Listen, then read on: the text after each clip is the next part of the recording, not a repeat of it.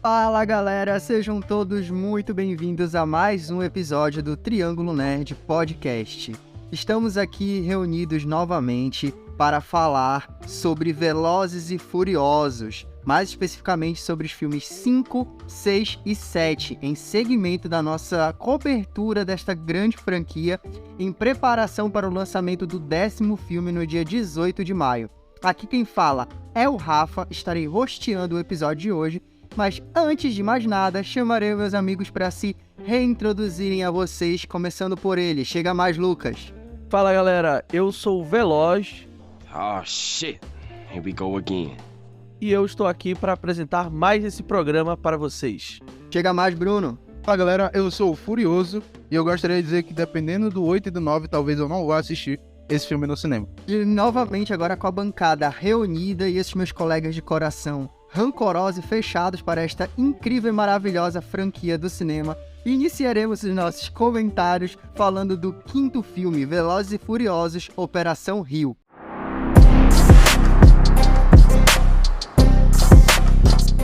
Velozes e Furiosos Operação Rio é um filme lançado em 2011 que, como o próprio nome já diz, ele se propõe a trazer os nossos queridos protagonistas para o Rio de Janeiro, teoricamente pelo menos, né? E ele se passa ali com eles todos fugitivos, né? Depois dos acontecimentos do 4º filme. Esse filme traz novamente os nossos protagonistas, o Brian, Toretto, Mia e etc. E temos até, inclusive, a volta do nosso querido Vince, aquele que vai embora de helicóptero lá no meio do filme 1, vocês lembram? Eu que tava assistindo os filmes quase esqueci, porque ele não é citado durante 3 filmes, mas foda-se, ele volta aqui, tem uma resolução com ele.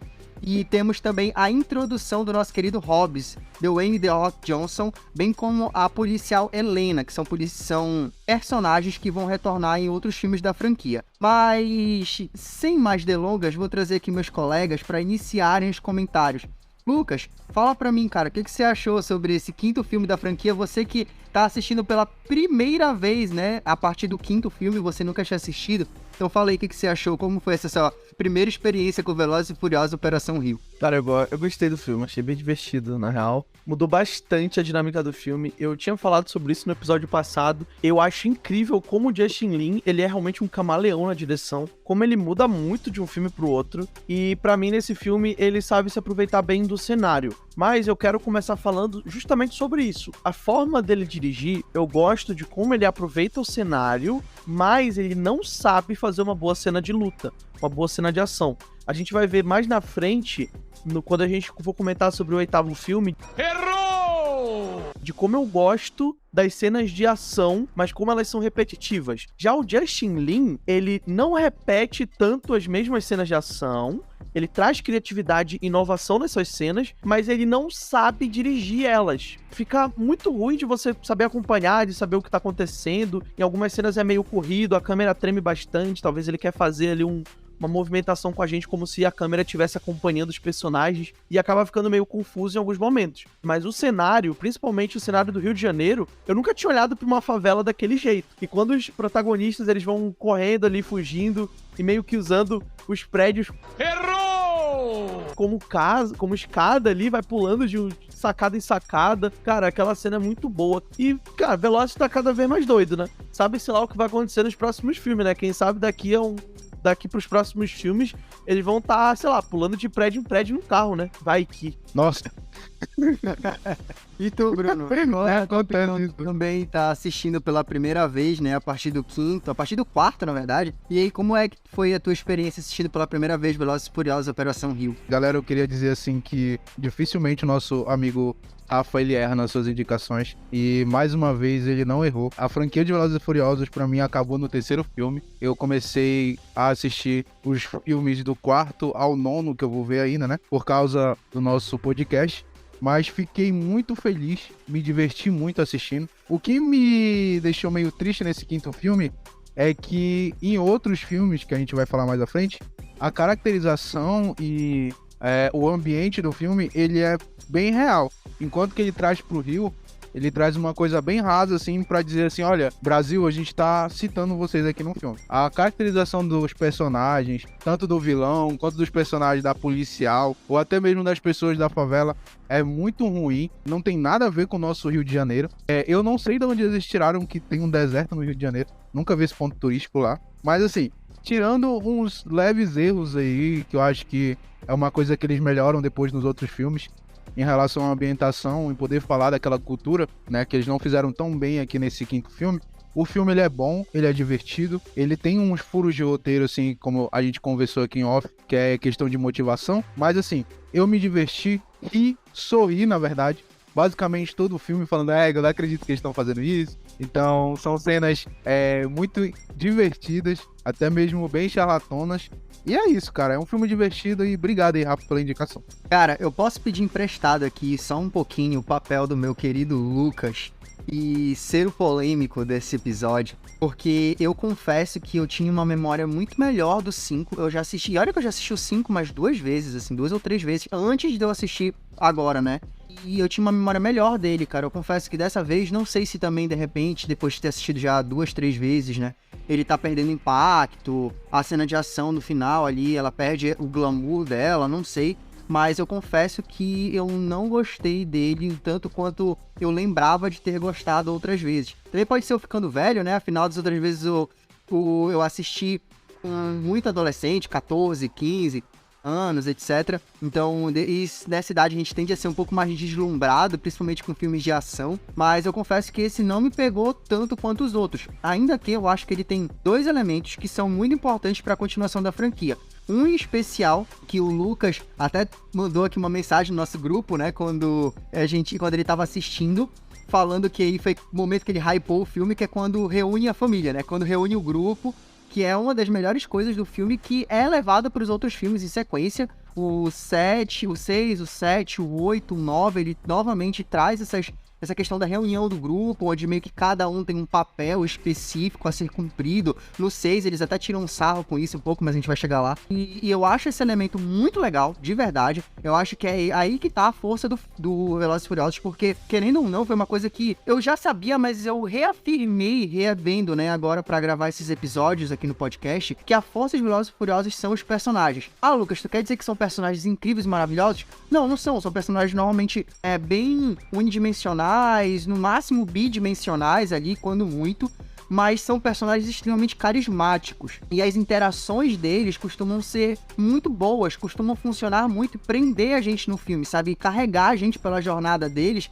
de forma que a gente quer se manter naquela jornada, por mais mentiradas ou furos que a gente encontre nas justificativas ou no avançar das tramas. Mas, e uma outra coisa, né, o outro ponto que se mantém para os outros filmes da franquia, para a continuação dessa franquia, são as cenas de ação mais exageradas, ainda que nesse filme a cena de ação realmente mais exagerada, ela fica ali pro final, só que é uma sequência gigante, tipo, o final do filme ele tem uns 20 minutos ou mais, que é desde o momento que eles invadem ali a delegacia, né, pra roubar o cofre, até toda aquela sequência ali da ponte com o cofre e tal. É uma sequência gigante e, assim, cada sequência final no 6, no 7, no 8, no 9, vai pirando mais, ele vai crescendo ainda mais essa ação.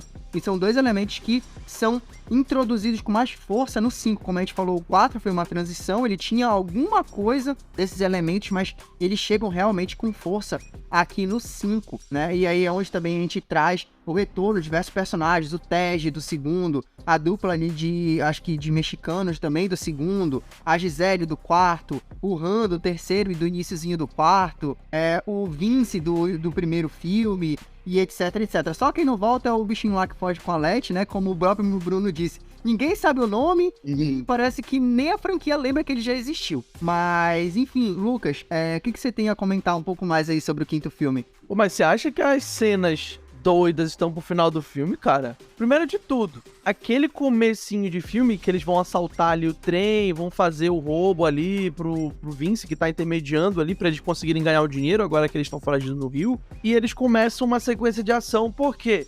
O Toretto, ele vira pra Mia, impede o cara de pegar o carro que eles querem, e a Mia que fica no carro, que depois a gente vai descobrir que tem um chip dentro, né?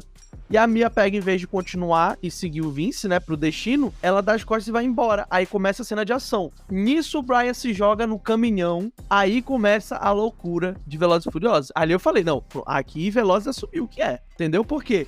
O Brian, ele começa a lutar com o cara no caminhão, que tá ali já muito doido, ali já tá todo desencarrilhado ali do sistema, né, que eles armaram. Ele vai lutando com o cara em pleno caminhão, e aí ele pega e derruba o cara do caminhão, ele soca o cara no caminhão, que faz o caminhão ir de encontro com o vagão de trem. Cara, pausa pra falar, o caminhão, ele atravessa o vagão de trem como se não fosse nada, como se fosse de madeira da pior qualidade, cara. Isso não existe, velho. E aí, não contente, eles começam a lutar, né? O caminhão pegando fogo, peste pra explodir. O Brian se segura no caminhão que explode. Ele não cai, ele se segura pela porta. E o trem vai entrar numa ponte, que vai forçar o caminhão a acabar batendo ali e destruindo por completo. Aí ele pula do caminhão no carro do Toretto. Que inclusive essa cena é muito boa, eu até cheguei a comentar com a gente no grupo ali, que quando o trem ele tá correndo e o Toretto tá no carro ali acompanhando o trem, ele começa a virar o carro e quando a câmera se afasta pra pegar o trem e o carro ali no cenário, o carro ele parece de brinquedinho, cara, ele vai se tremendinho ali do lado, parece um Hot Wheels assim, ele começa a tremer, parece um Playmobilzinho ali, é muito divertido essa cena. E aí o Brian pula no carro e eles caem do penhasco. Não, pra mim assim, gente, ó, pra você que joga Minecraft, tá nos ouvindo aí, você sabe que a lei é, se você cai na água, amortece a queda, você não toma dano de queda. E você, Bruno, o que tem a dizer sobre as cenas de ação do filme 5? Cara, como tu mesmo comentou com a gente, que quando a gente tem que assistir esse filme, a gente, é o que eu falo bastante, né, que a gente tem que pensar que é um filme divertido, não é um filme de aprofundamento, né, o aprofundamento desse filme é aquele princípio da família, que é pego aquela ideia no começo do primeiro filme, e é meio que trazido nesses outros filmes, né? Esse filme, as cenas de ações dele, elas são muito divertidas. Tu esqueceu de citar também, mas tu colocou no teu etc, que o Toretto Negão volta, né? Que é o que o Lucas adora. O Toretto Negão. O Toretto Negão Roma, né? O cara é bom, velho. Ele gosta. Tu adora ele, né? Tu falou que tu não se aguentou, né? Que ele te pegou forte. Isso! O que é isso? Vamos voltar pra cá. Que deselegante! Então, tipo assim, o Toretto Negão volta e, cara, eu não tenho o que falar, mano. Eu me divirto muito vendo esse filme. As cenas de ação, elas são arrepiantes, porque eles tentam trazer uma coisa nova, mas é sempre naquela essência de nós temos uma mercadoria que nós precisamos e é isso. A gente vai atrás e a gente vai fazer do nosso jeito. O nosso jeito é com carros velozes. Então, pra mim, o filme ele entrega tudo aquilo que ele sempre propõe. Se ele fala que ele vai ser isso, ele faz isso. Como eu falei, o problema desse filme não é nem um problema, né? É meio que uma discussão. Que, tipo assim, ele não traz muita coisa nova durante seus filmes. A única coisa que ele traz é um vilão muito foda ou um anti-herói ali muito show, que é o The Rock, né? Que ele trouxe nesse filme. Então, tipo assim, a diversão que esse filme traz é muito boa. As cenas de ação na favela são boas, mesmo que elas sejam muito genéricas e caricatas. Como eu falei, a interpretação e a reprodução da favela brasileira, tanto em seus personagens quanto na ambientação, é muito fraca. Eu acho que eles melhoram isso, acho que é no 7º filme, né, que é em Dubai. Mas assim, as cenas de ação são boas, não são um John Wick da vida, mas são muito boas pro ano. Bruno, E não envelheceram mal. como é que você sabe que Dubai tá caracterizada corretamente? Tu já foi em Dubai? Já, pô. Passei uma semana lá. Ah, tá. Não sabia. Passei, Me chamou. passeio da escola, pô. Ah, mas a gente estudou na mesma escola e a gente nunca foi. Filho da escola! Ah, Deus. Passeio da escola, pô. Tu não foi, não? Eu não fui, não. Eu faltei esse dia, capaz. Era 500 conto, pô. Selado, né? É selado. Tu vai o ano todo, aí eu tinha que ter falta, pessoal, pra Dubai. Puta que pariu. Exatamente. Pô, quando na minha época, quando eu ia pra escola, eu tava presente lá, era passeio no bosque. Nada a ver. Mano, aconteceu comigo. Eu morava em São Paulo, teve um passeio pro Play Center no Halloween, mano. Os caras se caracterizavam lá, faziam terror, assustava todo mundo. Aí eu não pude ir porque a mamãe não mandou dinheiro pra mim pro passeio. Caramba, eu fui o único da minha sala que eu não fui, cara. Fiquei muito triste. Hello, darkness, my old friend. Mas é isso, cara. Como eu falei, a caracterização do filme é boa. As cenas de ação mesmo que sejam muito exageradas, elas são divertidas, porque tem uma cena ali onde se eu não me engano, é o Toretto, que eles começam a primeira perseguição na favela, acho que é a única também. Acertou, miserável. Que o Toretto meio que passa, ele quebra uma janela que é feita com os tijolinhos assim, que eu falei, não tem como. Era pra no mínimo esse cara ter uma fratura exposta ali. Mas assim, é o que Velozes e Furiosos apresenta, aquela coisa que tenta ter um pingo de realidade num universo bem irreal, mas é muito bom. Mas você já parou pra pensar que o Toretto, ele tem uma cabeça mais dura que o normal? Ele gosta. Porque Aí é contigo, tu sentiu a cabeça dura dele? Isso. O que é isso? Vamos voltar pra cá. Que deselegante. Totalmente né? deselegante. Nós estávamos... Não, mas é porque eu tô falando assim, ele sempre capota o carro e ele tem o capacete natural. Tanto é que a gente vai ver lá na frente que quando ele vai capotar o carro, ele pede pros outras pessoas botarem capacete, mas ele não coloca. Tanto é que ele não coloca capacete, ele não sofre nada na cabeça, ele dá cabeçada nos outros. Quando ele vai lutar contra o Toretto versão Chernobyl dele, ele dá uma cabeçada no cara, ele ganha na cabeçada, filho. Então, Mas é porque tem uma cabeça mais resistente. Que o Toretto, ele é... Censurando. Cara, Caramba, tu não conhece. eu vou excluir isso, não vai entrar nem pro corte, nem pro... Cancelado. Mas eu discordo do Bruno Oh, shit. Here we go again. de alguma coisa que ele falou. Eu lembro. Nossa, que novidade. Ei, mas lembra que tu falou que eu já me perdi no roteiro? Eu tava falando sobre as cenas de ação, pô. Lembrei. Eu discordo com você justamente do ponto que o filme não traz nada de inovador. Pra mim, na verdade, traz algo de inovador. Traz essa mecânica da família e como cada um tem a sua função dentro. Nos outros filmes, por exemplo, no segundo, se tratava do quê? Do Brian e de como funciona o mundo do Brian e de como ele lida com as coisas. No terceiro filme, aí a gente muda completamente, né? Tipo, dane esse terceiro filme. É um spin-off da franquia que é cânone. No quarto filme, vai se tratar sobre o quê? O Brian e o Toretto e como eles dois funcionam.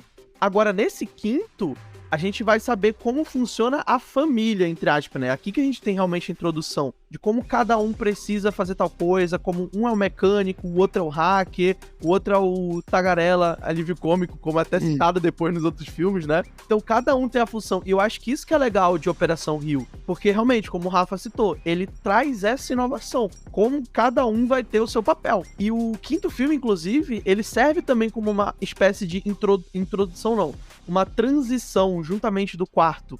O quarto ele tá transicionando e o quinto ele começa nessa etapa também, até a gente ter de volta todos os personagens, que aí sim, né, cada um vai ter seu papel. O mecânico, o hacker, a mulher e por aí vai, né? Inclusive continua da misoginia, né? A mulher sacanagem. É a cota feminina do Velozes e Furiosos, entendeu? O filme deixa claro isso, então não sou eu sendo misógino aqui pra você que tá nos assistindo, tá? Tem uma cena específica em que o Han tá conversando com a Gisele, ele fala, pô, a gente não vai conseguir nada aqui, acho melhor ir embora. A Gisele vira pra ele e fala, você não irá conseguir porque você é homem, mas a mulher, deixa.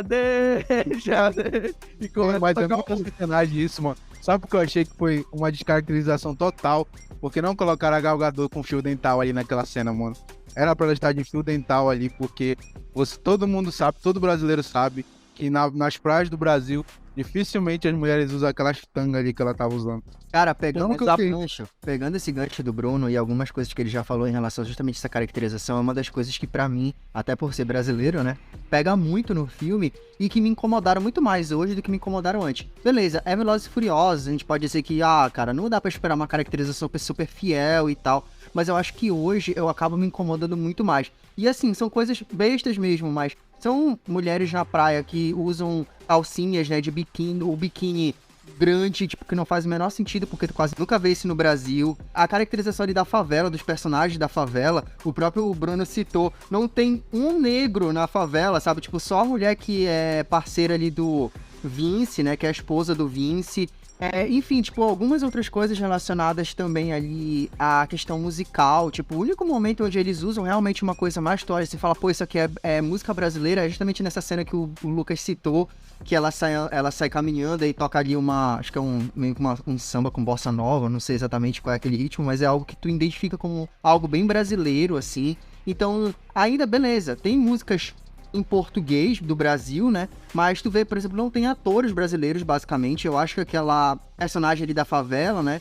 Que é a esposa do Vince, entre aspas, deve ser brasileira, mas assim, a mulher tem 2 linhas de fala no filme e não tem quase relevância nenhuma, entendeu? O próprio personagem ali que fala português, que é o vilão do filme, ele é um ator português, ele não é brasileiro. Então tem várias questões de descaracterização do nosso país, assim, que hoje me incomodam, sabe? Eu acho que, como o Bruno falou, pô, se tu vai usar um país num filme, cara, usa a porcaria do país, entendeu? Aí, quer dizer, tipo, os caras usaram basicamente pra filmar uma cena na praia, saca? Tipo, o Cristo Redentor, que é basicamente toda vez que qualquer filme de Hollywood quer caracterizar que tá no Brasil, eles filmam o Cristo Redentor, e foda-se. E mais nada, assim, tipo, é pouca coisa que é utilizada realmente do fato deles estarem no Brasil. É só pra dizer que a polícia inteira é corrupta, saca? Tipo, velho, pelo amor de Deus, entendeu? Assim, tem muito mais coisas e seria interessante, até de ambientação pra te usar, e tu não usa. E tu inventa, como o Bruno falou, um deserto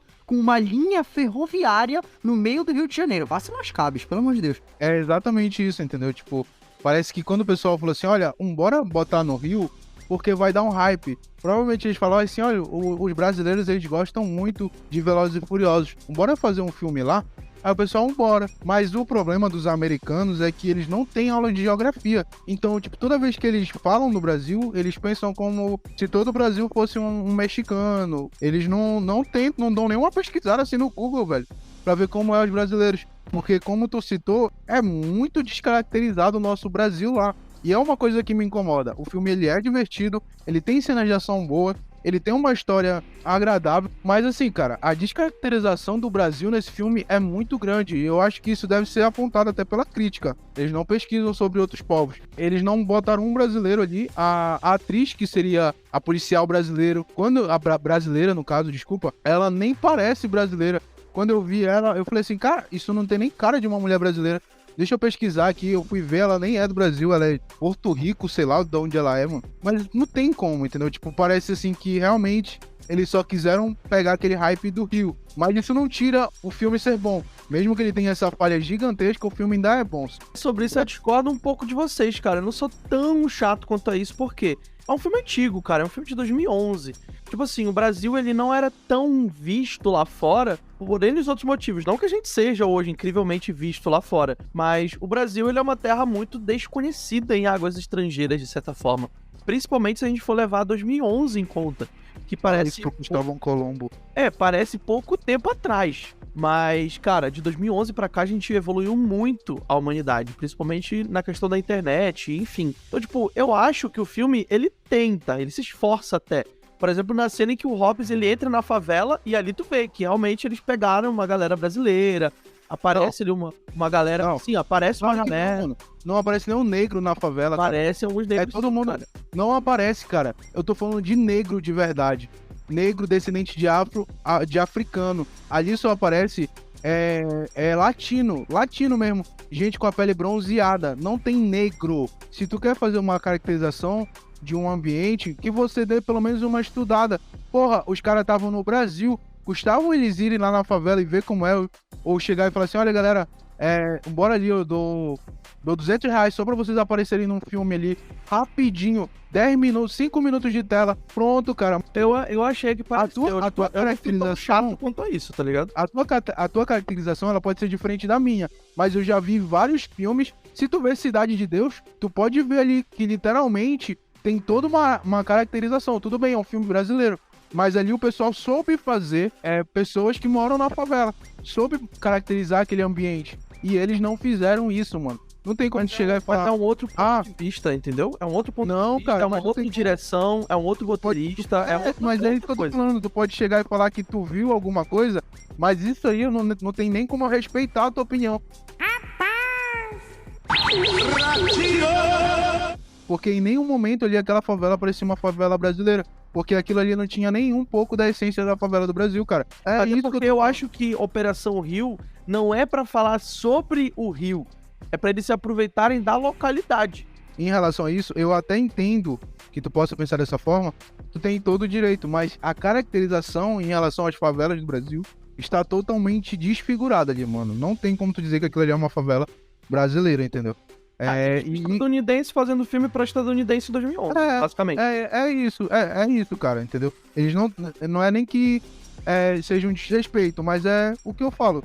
Os caras não tiveram nenhum problema, assim, de estudar um pouco sobre como era aqui, mano. Qualquer filme que eles pegassem brasileiro ali, que tem um monte de filme bom brasileiro, eles podiam ver como era ali a favela. Eu acho que o grande erro disso talvez seja do Justin Lin, tá? Porque ele faz isso nos filmes dele, ele fez isso em Tóquio também, ele não representou Tóquio tão bem quanto eu achei que ele poderia. Mas Tóquio, pelo menos, ele colocou asiático lá pra fazer, entendeu? Ele botou os japoneses lá pra fazer a interpretação. Não tinha nenhum americano lá falando que era japonês, entendeu? É verdade. Quer dizer, às vezes não. Não tinha nenhum outros caras de outros países falando que era japonês. Aqui é diferente, entendeu? Em relação Mas bora... a essas questões, eu acho que, assim, eu respeito o fato deles realmente terem vindo pra cá filmar. Eles filmaram as cenas da favela, elas são filmadas realmente numa favela. Aquela cena da Gal Gadot realmente é filmada no Brasil. A cena de ataque ali do Hobbs, se eu não me engano, também foi filmada aqui, quando a equipe inteira do Hobbs leva o farelo ali. Então eu respeito isso. Mas eu acho que ainda assim, de modo geral, eles acabaram subutilizando de várias questões ali que eles poderiam ter utilizado de maneira muito mais interessante. Chega! Outra questão das cenas de ação, eu gosto mais da cena da favela. Pra mim é a minha cena preferida, pra te ser sincero. Aquela cena do cofre, como eu falei, ela me impactou no passado. Hoje ela já perdeu muito do impacto pra mim, porque... e aí eu pego o gancho que o Lucas falou sobre o fato de que... Ele falou assim, pô, mas o início do filme, aquela cena do trem já é bem exagerada. E ela é exagerada, mas eu não tenho a sensação de que é algo único de Velozes, sabe? Tipo, eu vejo aquela cena e eu penso, beleza, é um exagero, mas é um exagero que eu poderia ver em qualquer outro tipo de franquia, basicamente de ação, com mais dinheiro pra fazer só as cenas, entendeu? As outras cenas do cofre, não. É um negócio louco que eu olho e falo, cara, isso aqui é Velozes, sabe? Essa cena com um elemento absurdo e, tipo, completamente surtada. Isso aqui é Velozes e Furiosos na veia, assim. Que no caso desse filme, é onde foi meio que introduzido, né, esse DNA Velozes e Furiosos. Um outro ponto que eu quero citar é sobre... dois personagens, né? O vilão, que eu acho um vilão muito fraco, pra mim um dos vilões mais fracos de Velozes, assim. É um vilão que ele não tem quase que carisma, diferente, por exemplo, do Braga ali no quarto, que tem toda uma questão, até como a gente falou, um plot twist em relação a ele no final. É diferente dos irmãos Shaw, né? No sexto e no sétimo filmes, que também tem o seu impacto. O vilão do sexto filme... Errou! Eu acho ele muito genérico, cara. Eu acho ele muito, muito, muito qualquer coisa, assim, de verdade. E isso me incomodou um pouco. Isso, do quinto. Do quinto filme, ele me incomoda, esse vilão me incomoda porque, cara, assim, querendo ou não, tens que entender que o vilão, ele é realmente uma ameaça para nossos heróis, pra te sentir que eles estão realmente passando por desafios. Não basta só tu colocar uma cena de ação gigantesca e falar assim, olha, tá aqui o desafio deles. Não, calma, tipo, eu preciso sentir isso com os personagens. Eu sinto isso na maior parte dos filmes, nesse... é muito menos. Ainda que os caras falem assim, nossa, porque ele comanda o Rio, não sei o que, parará, tipo, mano, sinceramente, assim, e aí é onde me pega justamente algumas questões de exageros, e tu aceita muita coisa em Velozes e Furiosos, mas quando tem umas horas que os exageros da história, ou as falhas até da história, elas acabam me incomodando, como é a questão, por exemplo, dos policiais. O filme, ele só queria arranjar uma justificativa pra gente ver o Toretto, o Brian, a galera destruindo 900 carros da polícia, e ele queria dizer assim, olha gente, não, mas bora lá que eles não estão matando nenhum policial bonzinho, viu? Podem ficar tranquilos. E aí pra isso eles colocam uma cena falando assim, não, reunimos aqui na delegacia todos os policiais, só os policiais corruptos. Só que, tipo, é a delegacia inteira. É, tipo, são todos os policiais do Rio que são corruptos, saca? É assim, é um exagero absurdo. Aquilo ali é um exagero muito grande, cara. E isso me tira da história justamente porque aquela questão da ameaça. Eu preciso que a ameaça seja um pouco mais crível pra que eu tema pelos meus personagens, pra que eu tema pelos meus heróis, digamos assim. E aí eu acho que esse e outros exageros, tipo, os caras... conseguirem invadir ali de forma até muito fácil a delegacia. A outra coisa também, eles roubam os carros da polícia e aí depois os malucos apostam racha com os carros da polícia no meio da cidade e ninguém ouve, ninguém vai atrás, saca? Tipo, aleatoriamente. Só pra ter uma cena bonitinha do tipo, ai, porque o Toretto deixou o Brian vencer para dar um presente lá pro filho do Brian. Tipo, cara, enfim, todas essas questões elas foram tirando um pouco da força de algumas coisas do filme pra mim. E por conta disso, eu digo que acabou se tornando um pouco menos interessante esse filme do que eu tinha na minha memória. Então, pra encerrar meus comentários do 5, eu dou pra ele uma nota 6,5, assim como eu dei pro 3. Mas eu acho que sim, ele fica na frente do 3 pra mim, mas eu dou uma nota 6,5 pra ele. Bruno, o que você tem pra encerrar seus comentários aí sobre o 5? Pois é, só pra encerrar mesmo a minha parte, o problema desse vilão, que não fizeram um vilão muito carismático, né? É porque também tem o papel do The Rock. E ele meio que teve que dividir tela com esse vilão durante de um certo ponto, né? Ele foi meio que foi ofuscado pelo The Rock. Mas assim, cara, o tempo de tela que ele teve, ele não apontou nenhum carisma. Não me deu nenhum... Porque geralmente a gente meio que gosta do vilão, né? A gente fala, pô, esse vilão é foda e tal. Mas esse cara realmente não teve nenhum momento que a gente falou isso. Tentaram botar um pouco de medo ali quando ele pegou uma estátua pra matar um dos caras ali dele que deixou o Toretto queimar o dinheiro dele. Mas assim, realmente em relação ao vilão desse filme, não foi muito bom. As cenas de ação, como a gente já comentou, foram boas. O romance ali que acontece entre a Gal Gadot e o Han é muito legal também, que ele fica meio apaixonado por ela, ele começa a se apaixonar por ela. Eu acho incrível, eu acho que é um dos melhores casais, se não o melhor casal do Velozes e Furiosos. Não queria que acontecesse o que aconteceu com eles. Mas pra encerrar, eu acho que esse vai ser o filme que vai ter a nota mais baixa aqui da franquia, pelo menos por enquanto, até agora. Eu dou um 5,5 pra esse filme. Ele tem, sim, muitos problemas, mas é um filme divertido. O segundo personagem que eu ia comentar até, Bruno, justamente era o Hobbs, sabe? Eu acho que, é um personagem que é introduzido de uma forma muito legal, eu gosto dele, aquela porrada que ele tem ali com o Vin Diesel, com o Toretto, né? Naquele momento, cara, aquela porradaria muito top. E eu acho que é um personagem que ele realmente tem mais tempo de tela do que o vilão. E eu acho que lá na frente tem um outro momento, acho que é no 7º filme, onde a gente vê de novo esse protagonismo da vilania, digamos assim, dividido entre dois personagens. E eu acho que Velozes e Furiosos ele não sabe trabalhar bem o protagonismo dividido da vilania. Eu acho que quando ele tem um só vilão, ele consegue focar melhor a história dele e tal, e fazer uma história mais bacaninha, assim, com menos furos. Eu acho que nesse 5º, quando o Hobbs, eu acho que ele seja um policial, né? Ele se coloca como um antagonista dos nossos, entre aspas, heróis. Eu acho que ele é muito mais interessante e tem uma força ali pelo impacto visual, né? Do The Rock, que é um cara gigante, mas também por toda a imponência do próprio personagem em si, da forma que ele age e tal, que é muito mais interessante do que o vilão. E então eu gosto da introdução dele e assim, eu entendo a virada, é rápida demais e tal, mas eu entendo a virada que é aquela velha história, né? Assim como a gente teve da Gisele no 4º filme. Me salvou, vou ficar do teu lado agora. E aí, então, sempre tem isso, né? então assim, tem essa coerênciazinha, pelo menos assim, a gente não pode dizer que Velozes e Furiosos é incoerente com o que ele coloca, né, de elementos nos filmes dele. Se salvar uma personagem, se o grupo do Toretto salva alguém, ele fica do lado deles. Pô, mas eu não acho que o Hobbs ele ficou do lado deles porque salvaram a vida dele. Ele ficou porque ele queria vingar a equipe dele que acabou sendo morta. Então é tipo aquela frase que até citam nos próximos filmes. O inimigo do meu inimigo é meu amigo. Isso é verdade. Também teve essa questão, mas eu acho que também tem o fato de terem salvado ele, né? Tipo, porque assim... Os pontos a mais. Ganha uns pontos a mais, entendeu? Então, assim, algo que é recorrente. No 7º episódio, no 7º filme da franquia, de novo, a gente tem isso, né? Quando a hacker é salva, fala, não, beleza, eu confio em vocês agora. Basicamente, que eles salvaram ela. Mas, enfim, Lucas, quais são seus comentários finais sobre o 5º filme? Então, cara, eu gosto das cenas de ação, como eu tinha dito, né? Eu acho elas bem inovadoras, bem diferentes ali. Assim como o Justin Lin vem fazendo nos outros filmes, né? Ele vem trazendo coisas novas pra franquia que vão ser aproveitadas, às vezes de maneira melhor, às vezes não, nos outros filmes. Pra mim, esse filme, ele ganha uns pontos a mais pelo simples fato de que apareceu um orelhão da Oi no final do filme. Só que ele não apareceu uma só vez. Apareceu 11, 12 vezes. Eu estava tentando contar, mas me perdi no meio do caminho.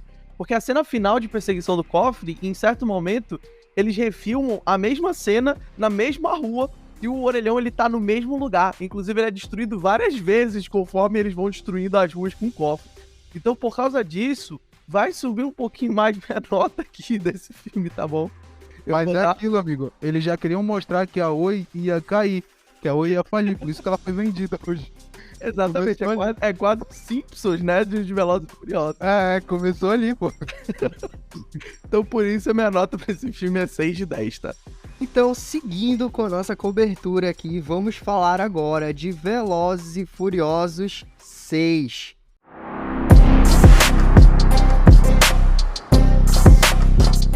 Velozes e Furiosos 6 já é um filme lançado em 2013, que traz novamente nosso queridíssimo Justin Lin, que fez uma pausa ali depois disso, né, porque o sétimo não é dirigido por ele, e traz de novo a galera ali depois de ter roubado o dinheiro. Tem aquele mini plot twist ali no final do quinto filme, quando a gente descobre que eles conseguiram ficar com o cofre, né, de onde tá o dinheiro de verdade. E aí cada um ficou ali com a pequena bagatela de 100 milhões de dólares. Errou!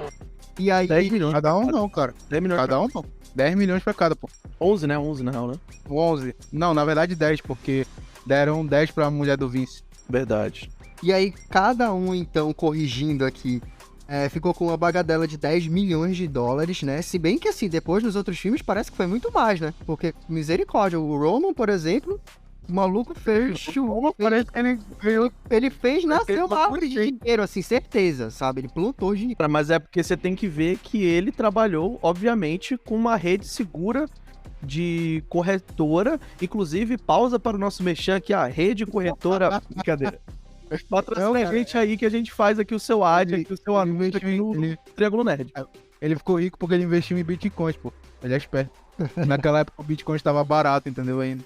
E aí eles estão ainda foragidos, né, querendo ou não, mas estão vivendo, teoricamente, em paraísos fiscais, digamos assim, e além disso que não tem extradição.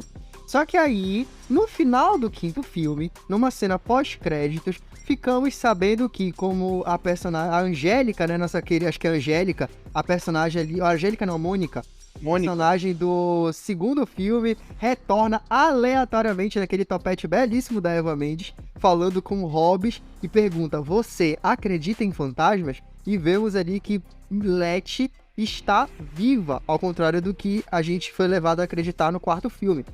E aí o Hobbs vai atrás do Toretto, leva para ele a foto, né, a informação de que a Letty estaria viva, e o recruta para que ele o ajude a derrubar o grupo de Shaw, de Owen Shaw.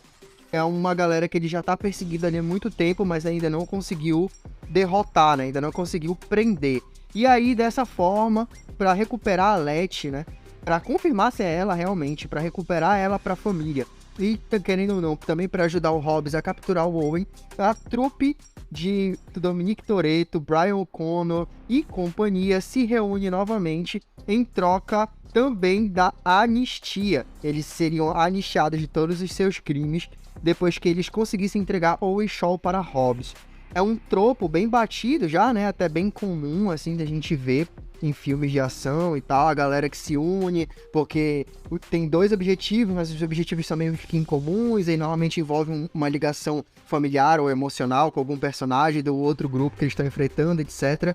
É que a gente segue, né, nesse sexto filme, e, cara, posso dizer pra vocês, eu acho que é um dos filmes que mais funciona em Velozes e Furiosos, cara. Eu não lembrava tão bem desse sexto filme, e assim, eu gostei muito revendo ele. Cara, ele é um filme que ele recupera pra mim muito bem a parte de comédia de Velozes e Furiosos. Ele tem cenas de ação muito legais. É tipo, pra mim, elas são cenas bem mentirosas, são. A cena final ali da pista de pouso infinita do avião é assim, é completamente absurdo, completamente irreal, mas eu acho que, de modo geral, o filme ele nem consegue equilibrar bem, assim, elementos bem mentirosos, mas, tipo, com uma ação que não vai tão a fundo, assim, na mentirada desgraçada, que fica assim, cara, não dá, não tem condições. Eu ainda consegui me ligar com aquelas cenas de ação, sabe? Ainda consegui comprar muita coisa que acontece ali. O elemento da família, que é introduzido ali no 5 com mais força, né? Do grupo, ele tá, pra mim, tinindo aqui nesse filme. A interação tá muito boa. Os personagens, eles também têm mais substância, né, dentro dessa interação e tal. Tem a ligação emocional, não é só mais uma questão de dinheiro, ou queremos vingança, ou estamos sendo perseguidos. É tipo, não, nós precisamos recuperar uma pessoa da família, né, digamos assim.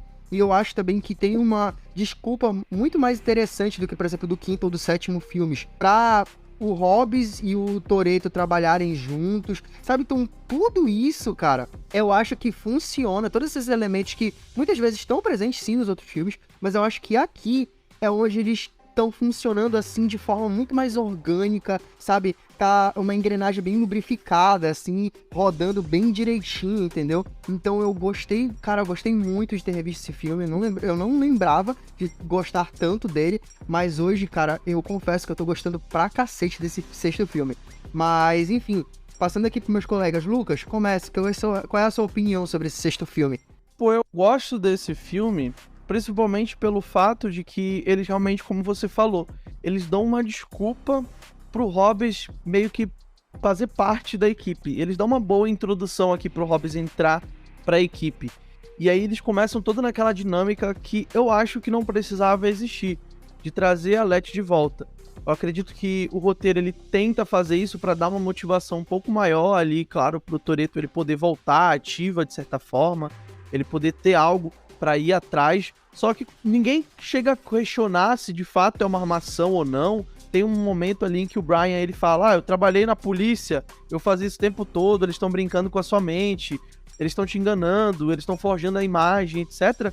Só que na cena seguinte parece que o Brian já compra, assim, sabe? Já compra a história e não, já vamos lá realmente, talvez a Letty tá viva. Mas eu entendo isso porque o roteiro ele quer engrenar a história, então ele usa ali de artimanhas, etc., pra fazer com que os personagens eles embarquem nessa nova aventura. Mas eu acho legal como o filme ele encaixa os personagens ali e trazem ali o Hobbs como uma máquina mortífera ali humana pra fazer parte da equipe, pra irem atrás do Owen Shaw. E eu gosto de como o personagem do Shaw ele é citado como se fosse um monstro de certa forma, né? Que eles criam um mini monstro. Como o Owen Shaw, ele é dito como se fosse, cara, ele é um magnata, o cara ele tem muita grana, ele controla muita gente, e a gente não sabe a magnitude do poder do cara. E de fato, quando o personagem aparece, pode parecer um absurdo, pode parecer incrível ali a cena em que ele começa a explodir tudo ali enquanto vai correndo com um carro, mas mostra ali um pouco do poder do cara. Como o cara, ou ele é louco,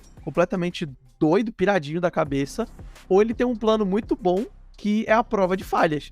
Porque como ele sai com aquele carro, explodindo tudo, e matando todos os policiais em volta dele, consegue fugir ali, quase sendo pego, inclusive, pela equipe do Toretto, que é uma novidade pra ele até esse momento.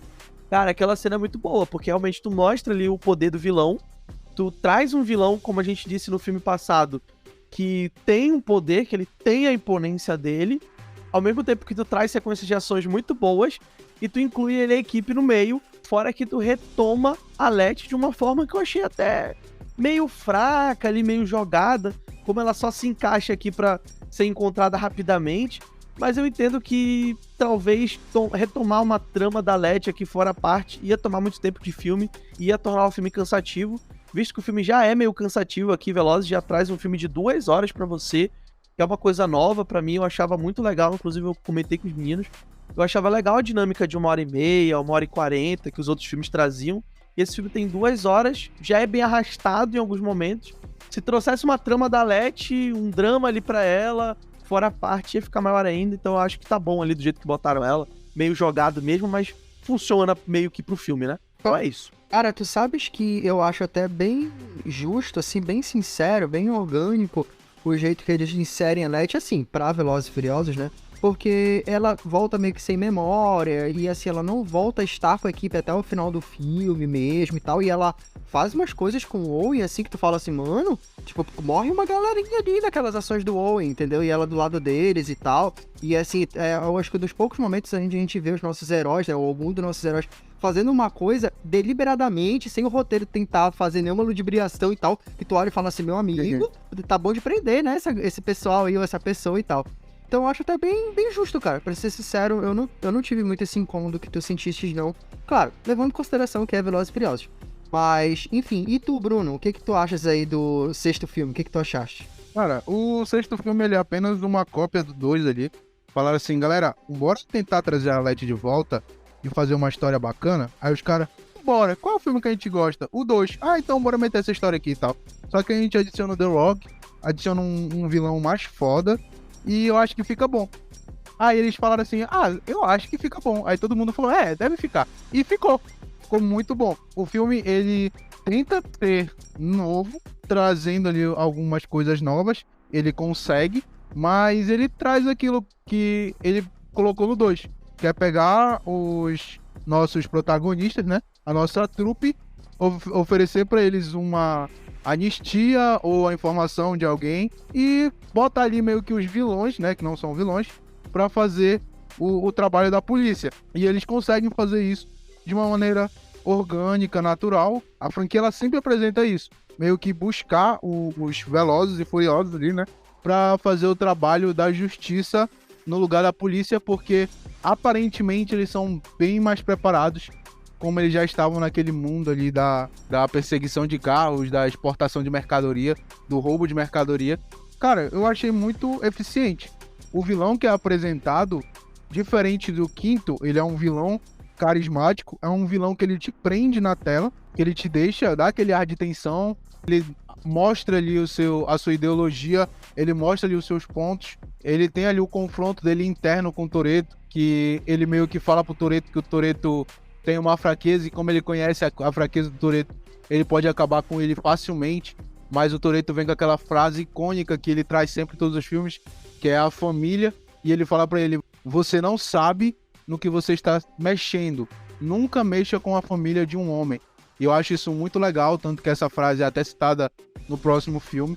E, cara, é um filme muito bom, mesmo que ele seja ali uma cópia melhorada do segundo filme em alguns aspectos, em questão de ação, de CGI, ele é um filme muito bom. É o Velozes e Furiosos sendo aquilo que ele é. Ele apresenta uma maneira de te entregar uma experiência visual e ele vai e apresenta aquilo que ele promete. E eu gosto desse filme, ele funciona pra mim, ele é muito bom.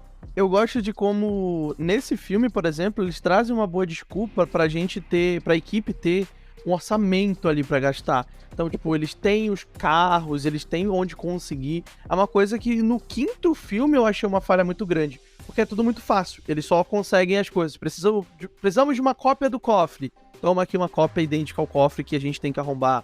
Precisamos de carros. Toma aqui um jeito muito fácil de conseguir carros.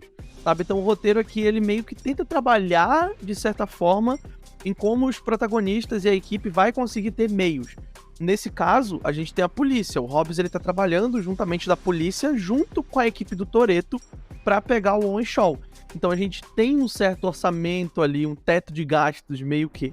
Por mais claro que o roteiro sempre exagere, sempre traga inovações, carros muito luxuosos e muito tops pra equipe correr, mas eu entendo, Velozes e Furiosos, ele quer trazer isso, ele quer fazer com que as marcas de carros que estão patrocinando eles entrem em alta muito rápido, porque o carro de Velozes e Furiosos, então óbvio que vai ter uns carros muito tops aparecendo, mas tem uma desculpa boa pra isso acontecer dentro do roteiro. Mas em relação a isso, tem aquela cena que é muito divertida, que é quando o Hobbs e o hacker deles, né, que eu não sei o nome, me esqueci o nome dele, eles vão pra um leilão de carros e aparece ali um dos caras que trabalham no leilão e ele meio que define eles só pelo visual.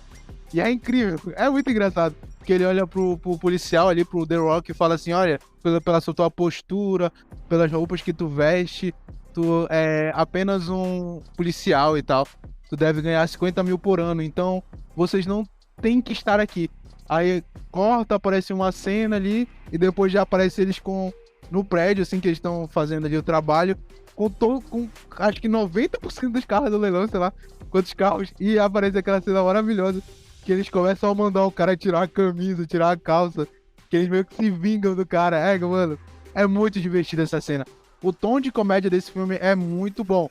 E também mostra, o The Rock, ele fala pro cara, tipo, cara, não precisava ter comprado todos os carros, né? Mas a gente tem a justificativa ali, como o Lucas falou. Eles têm ali o patrocínio ali da agência, né? Mas eles também têm os Velozes e Furiosos ali, a trupe, né? Todo mundo ali tá milionário. Então eles fazem o que eles quiserem ali com o dinheiro deles. Até mesmo humilhar um cara que humilhou eles. Eu acho muito bom isso. É isso, cara, tipo, no que... Eu tinha até esquecido, Lucas, desse negócio do 5, que também me incomodou muito, que é, tipo, toda a justificativa pra eles conseguirem alguma coisa que seria muito difícil eu tinha uma vida antes disso aqui, entendeu? Antes de você me conhecer. Tipo, cara, é muito fraco. É fraco até pra Velozes e Furiosos, sabe? E no sexto, não. No sexto existe um pouco mais de substância, ainda que beleza, é muito fácil, tipo, cara... Eu não acredito que os Estados Unidos simplesmente saia dando orçamento à torta e à direita, assim, qualquer volume de dinheiro por um bando de, querendo ou não, criminosos trabalharem com um policial que claramente não tá conversando com nenhum superior pra fazer esses pedidos e tal, meio que agindo por conta própria, fazer o que quiser, destruindo Londres ainda por cima, entendeu? Então, se tu olhar com um pouco mais de cautela, tu vê que não faz sentido. Mas, dentro assim, de um olhar um pouco mais superficial, tu consegue comprar aquilo, saca? É um negócio que passa, novamente, quando tu olha e tu assiste com o cérebro um pouco mais ligado na diversão, é um negócio que passa melhor e que em outros filmes, mesmo olhando de uma forma superficial, acaba não passando, entendeu? Tu acaba te incomodando. E nesse sexto, não. Tem muita coisa que vai passando mais suave, assim, mais de boas justificativas, entendeu? E a questão também da família, eu acho que é um tema mais forte, porque além de ter essa motivação da Letty, né, de recuperarem a Letty, também tem a questão de, se fizermos aqui entregarmos o Owen pro Hobbs, nós vamos todos ter anistia, nós vamos poder voltar a viver nossas vidas de forma normal, né? Nós vamos poder nos acomodar, digamos assim, sabe? E eu acho que isso são justificativas muito boas. Então, novamente, são todos elementos, questões que são trazidas em outros filmes e que eu acho que são melhores aqui, como o próprio Bruno citou em relação à comédia, que eu acho que também é um tom de comédia que é bobo, mas funciona, mas encaixa, cara. Tipo, eu soltei uma risada genuína naquela cena em que o Roman tá mexendo naquele arpão e aí ele solta o arpão no meio do Han e do Toretto. E aí o Toretto olha pra ele assim, e ele meio que empurra o arpão pro outro personagem. O personagem, eu acho que é o Tej, aí o Tej aponta pra ele, tipo, não fui eu, foi o Roman. Cara, é bobo, mas é engraçado, cara, por causa também da atuação, enfim, do tom de comédia ali, do time de comédia do Tyrese Gibson e dos outros personagens. Então todas as interações, cara, elas funcionam muito bem pra mim. E um ponto que eu quero... É algo meio natural, né? É tipo algo que eu e o Bruno estaremos fazendo e o Rafa seria o Toretto ali conversando com alguém. Até eu mexendo do arpão. É exatamente isso que os filmes do Velozes e Furiosos nos parecem. Eu acho que é por isso que eles tiveram tanto pesar na perda do Paul Walker, porque realmente parecia que os atores se encontravam no final de semana pra fazer um churrasco. Família mesmo, de verdade.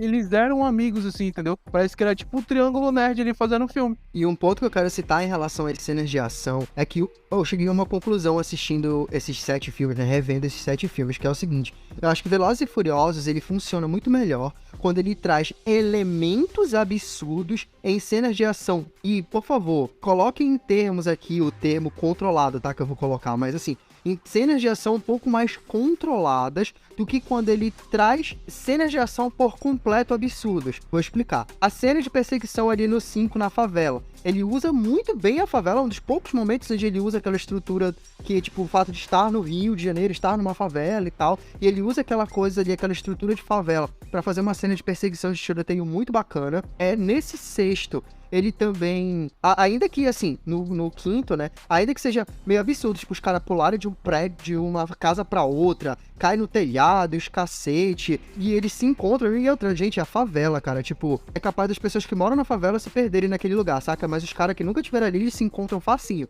Então tem questões absurdas, mas ainda assim é uma cena relativamente controlada. Ela não é absurda ao ponto de tu meio que perder a tua suspensão da descrença. Nesse sexto filme, por exemplo, eu trago a questão ali da cena do tanque, na cena da ponte, a famigerada cena da ponte. O tanque é um elemento extremamente absurdo, mas a cena como um todo, com exceção, obviamente, daquele salvamento incrível da Letty voando ali e o The Rock pegando ela no ar, aquela cena, inclusive, só fazendo um adendo. E The Rock, pô, é o Toretto. Desculpa, o Toretto pegando ela no ar, né? E, tipo, essa cena, cara, só fazendo um adendo, quando eu assisti esse filme no cinema, gente, essa cena, todo mundo assistindo Velozes e Furiosos de boa. Quando o Toretto pega a Letty no ar e cai no carro, gente, o cinema inteiro. Ah, não. Entendeu? O cinema inteiro reagiu, cara. Mas assim, até este momento específico, apesar do tanque em si ele ser um elemento absurdo, a cena como um todo, ela não é tão absurda assim. Novamente, antes desse voo magnífico, desse salvamento no ar. Já, por exemplo, quando a gente pega nesses dois filmes a cena do avião e a cena do cofre, no quinto, né, e a cena do avião no sexto, eu acho que são cenas que elas são tão exageradas, que tu desconecta um pouco do filme, sabe? São divertidos de assistir e tal, mas tu fica assim, tá, cara, mas, putz, tá irreal demais pra mim. Então eu acho que Velozes e Furiosos ele funciona muito melhor quando ele traz elementos absurdos, como por exemplo também no sexto, aqueles carros que são tipo umas rampas, que quando os outros carros passam, eles capotam, voam no ar e tal. São elementos absurdos dentro de cenas um pouco mais controladas. Então eu acho que Velozes e Furiosos ele vai melhor quando ele traz pitadas de absurdo dentro de um controle um pouco melhor do que quando ele vai full na loucura. E assim, tem até a questão também daquela cena de ação da luta, que eu acho que casa muito bem a comédia com as cenas de ação, né? Nesse sexto filme, que é aquela cena do Roman e do Han lutando contra aquele outro personagem lá do mal, e ele dá uma surra nos dois, e é uma cena que é bacana no ponto de vista de ação, mas também é engraçada. Assim como também a gente vê que o Justin Lin até melhorou também um pouco, a gente consegue entender melhor as cenas de ação dele.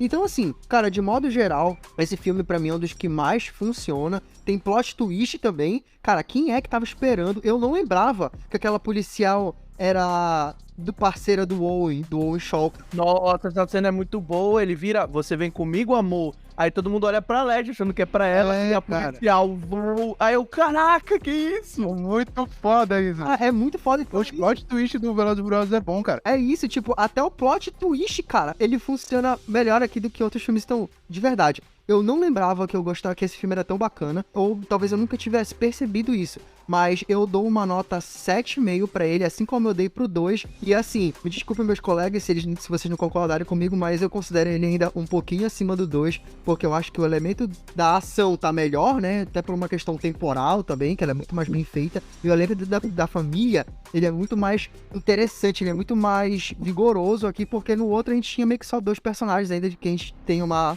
interação muito boa, né, que é o Brian e o Roman. Mas, então eu fico com uma nota 7,5 pra esse sexto filme. E, Lucas, quais são os seus comentários finais aí sobre o sexto filme? Então, a gente vê como realmente o Justin Lin, ele melhorou no quesito direção, mas ele tem uma faca de 2 gumes na mão, que é aquilo que eu falei dele gostar dele saber usar o cenário a seu favor. Justamente por isso, aqui vem um defeito muito grande do filme, que eu até cheguei a comentar no grupo, que é sobre, spoilers, obviamente, a morte da Gisele. Quando a Gisele morre, eles estão sendo erguidos pelo avião, que tá na pista infinita ali, né, levantando os carros, porque eles estão segurados através do arpão que eles lançam nas asas do avião. E quando a câmera tá focada na Gisele, que acaba caindo, ela é segurada pelo Han, e a fotografia tá mais fechada ali nos personagens. Você consegue ver que quando ela se joga, aquela cena em câmera lenta, na qual ela se joga da mão do Han, ela se solta da mão do Han pra puxar a arma, porque o cara vai matar o Han, pega ali como se ela estivesse caindo do alto, assim, do meio do céu, das nuvens, você não vê o chão. Dá tempo dela cair, puxar a arma e atirar. Tudo bem, é Velozes e Furiosos, gente. Tá tudo bem ela fazer isso.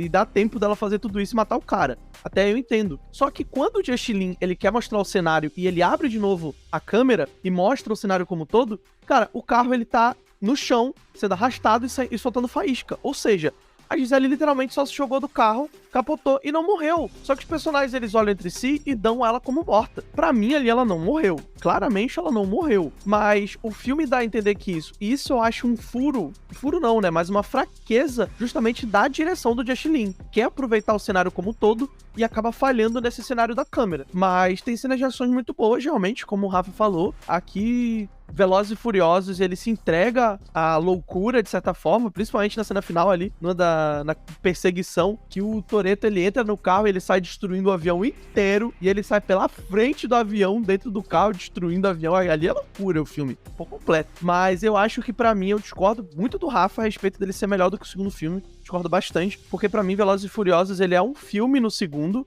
e ele é outro filme completamente diferente, parece outra franquia nesse filme aqui. Então, eu ainda acho o segundo bem melhor do que esse sexto aqui, tá? Porque eu considero 2 franquias separadas ali a partir do 4º filme. Eu considero 2 franquias completamente diferentes uma da outra, até porque mudou drasticamente de lá pra cá.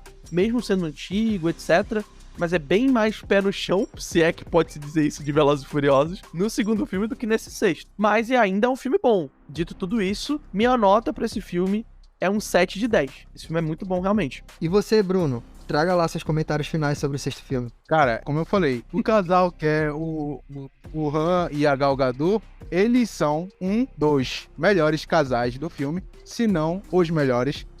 Queria pontuar também ali a Mia, que ela não é muito citada, mas o apoio que ela dá pro Paul Walker, né, pro Brian, é incrível. A gente olha assim e fala, toda mulher e tal. Mas eu queria dizer que a minha namorada, ela é assim mesmo, tá? quando eu falei assim, amor, vou fazer um podcast aqui com meus amigos, a gente vai perder ali nossos sábados ali, por causa do podcast, mas eu vou estar ali fazendo um negócio legal, uma coisa que eu me divirto ali com meus amigos. Ela falou assim, vai amor, vai lá, seja veloz e furioso. Que papelão, hein? Exatamente como a Mia é com o Brian ali, cara.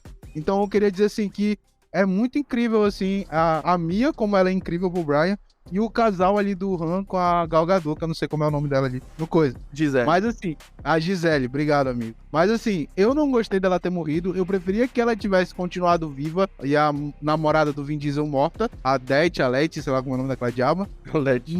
Mas assim, foi bacana, o filme ele é legal, ele apresenta ali, como o Lucas falou, tem uns problemas ali em questão de fotografia, de roteiro ali, porque tinham que matar a Gal Gadot, porque o Han ia morrer, a gente já sabia que o Han ia morrer. Então, tipo assim, o final do filme, o plot twist no final do filme, que aparece ali o irmão do Shao, o Shao 2, é muito bacana. Eu achei muito show a Cara, introdução. não. Que desrespeito que você teve com o Deckard, né, cara? Pelo menos chama ele de Deckard Shaw, cara. Shaw 2 é sacanagem, pô. O cara é um dos melhores vilões dessa franquia, velho. Não, cara, não. É muito bom a introdução do novo vilão no final do filme. Eu achei incrível, cara.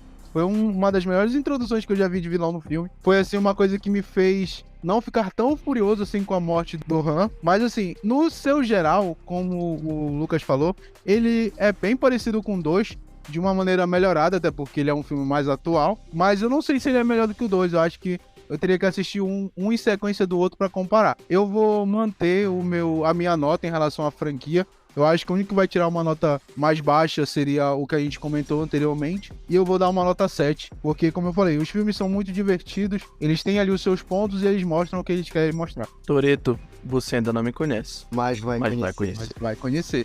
É, eu tô doido, é muito feio, cara. Seguindo agora, então, gente, vamos para o último filme de Velozes e Furiosos deste episódio, que abordaremos neste episódio, que é Velozes e Furiosos 7.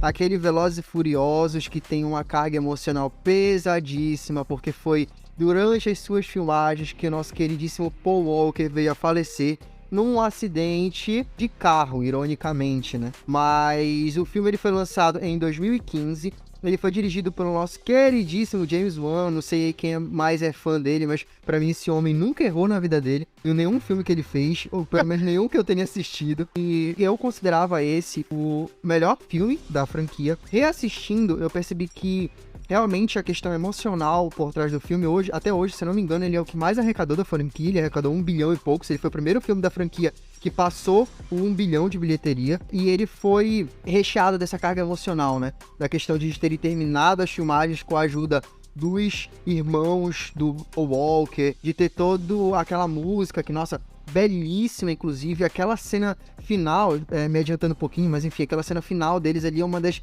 melhores homenagens que eu já vi num filme, eu acho que é a melhor homenagem que eu já vi num filme, pra um ator daquele filme que acabou falecendo, né, eu acho aquilo, cara, é belíssimo, assim, é belíssimo. Quem não tem um nozinho na garganta ali quando assiste aquilo sabendo da história, cara, você tá morto por dentro, você pode até não chorar, mas se não dá um nozinho assim na garganta, cara, você tá morto por dentro. E, enfim, volto em tudo isso, a história em si do filme é que, como já citamos e acabamos de citar, Deckard Shaw, irmão de Owen Shaw, fica puto porque basicamente colocaram o irmãozinho dele no hospital. A gente pensa, inclusive, né, que o cara morreu no final do sexto filme, mas não, ele tá no hospital, ele todo cagado, tubado, os cacete. E aí o Deckard Shaw, ele promete vingança contra Dominic Toretto e sua equipe, e Hobbs também, que estava ali no meio, que colocaram seu irmãozinho no hospital.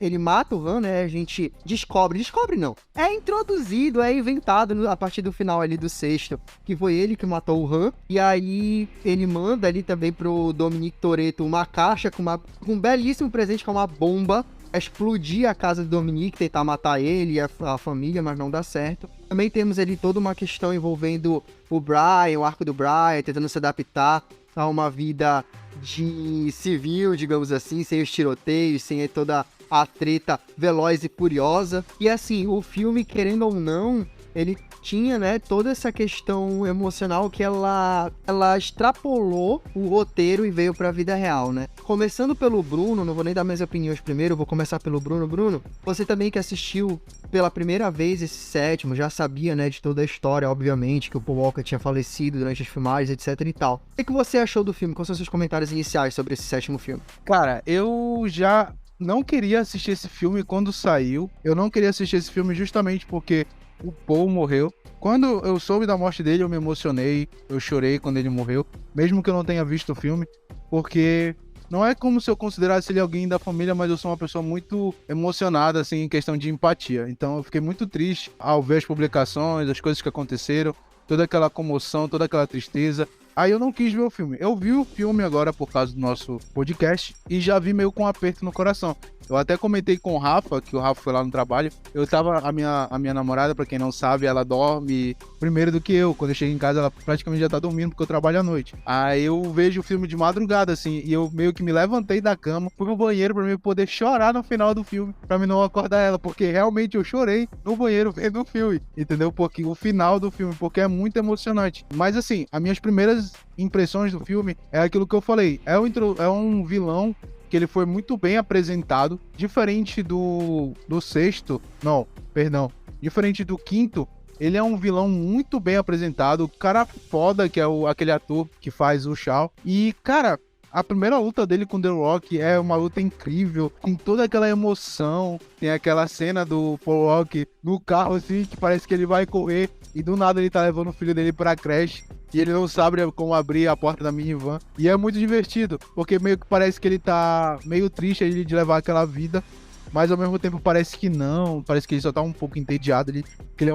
ele quer um pouquinho mais de emoção. Aí, daí em diante, começa toda aquela perseguição, né, do Shaw, a trupe. Ele começa matando o Han, e ele explode a casa do Toretto, quase que ele acaba levando a Mia e o Toretto junto. E é isso, cara, começa tudo aquilo, entendeu? Tem também aquele hack lá, aquela hacker, que eu me esqueci o nome dela, mas tem aquele aplicativo lá que ela fez, que é o Olho de Deus, aquele aplicativo que ela fez lá, que é o Olho de Deus, cara, eu achei muito foda aquilo, velho. Achei incrível como eles introduziram, e como a gente fala, né, que parece que a cada filme que eles vão fazendo, eles vão ficando mais fora da realidade, mais fora da caixinha. Mas é isso, as minhas primeiras impressões do filme são muito boas. Lucas, quais são os seus primeiros comentários sobre Velozes e Furiosos 7? Foi até legal a gente falar sobre a Rains rapidamente, porque ela meio que é a primeira mulher ali de Velozes, tirando a Letty, que tem meio que uma utilidade, entre aspas, pra equipe, né? Que não é só a mulher da equipe. Tudo bem que a Gisele, ela teve essa utilidade aqui e ali em alguns momentos, mas a Rancid, de fato, ela age ali junto com o Tej ali pra participar da ação, de certa forma, né? Não é só vista como a mulher do grupo, né?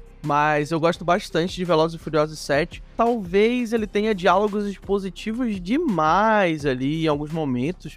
Eu acho que é uma característica do James Wan. Inclusive, é algo que no começo eu gostei bastante, mas depois se repetiu demais. Na luta do Hobbs contra o Shaw, eles estão lutando ali no prédio, caindo na porrada um com o outro, e em algum momento o Hobbs, ele pega o Shaw pelo colarinho, como se não fosse nada, ele levanta e joga na mesa.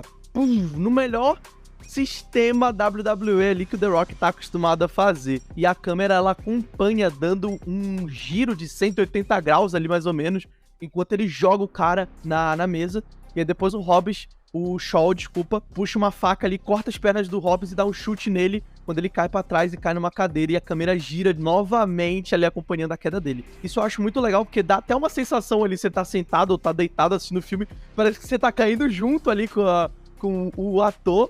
É muito legal essa hora, só que o filme ele repete bastante isso. James Wan, ele faz ali mais umas 3 ou 4 cenas, já na quarta cena você já tá calejado. Você não cai mais no mesmo truque barato ali de câmera. Mas é muito legal como ele traz essa distinção do Justin Lin, né? Como o James Wan, ele tem a característica própria dele de filmar os filmes, e você percebe isso logo de cara. Mas eu quero, inclusive, até ressaltar e dar meus créditos ao homem que fez a mesa que protegeu o Shaw. Logo no começo do filme, o Shaw, ele joga uma bomba naquele andar, e simplesmente o Hobbs, pra se salvar junto com a Helena, ele se joga, sei lá, do 13º andar do prédio pra acabar não morrendo pela bomba. E pasmem, o cara sobrevive. Óbvio, gente, é Velozes e Furiosos. Mas o Shaw, pra sobreviver, joga uma mesa e fica atrás da mesa. A mesa fica intacta. Meus aplausos aqui pro cara que fez essa mesa, tá? Mas o filme é muito bom. O filme, ele traz sequências de ação absurdas. O Shaw, realmente, o Deckard Shaw aqui, cara, o Jason Statham, aplausos pro cara. O cara é muito bom atuando aqui. Ele é realmente um vilão.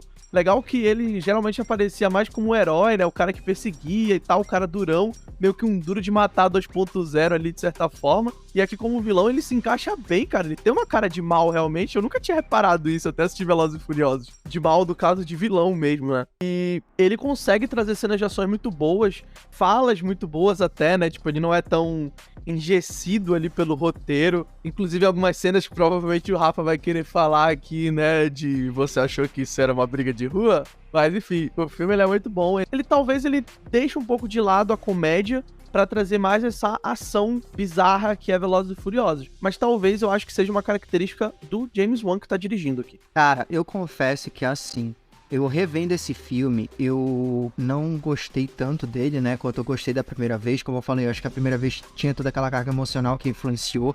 Mas além disso, eu percebi uma coisa. Pra mim, o sétimo filme, ele é o filme que ele tinha o maior potencial da franquia.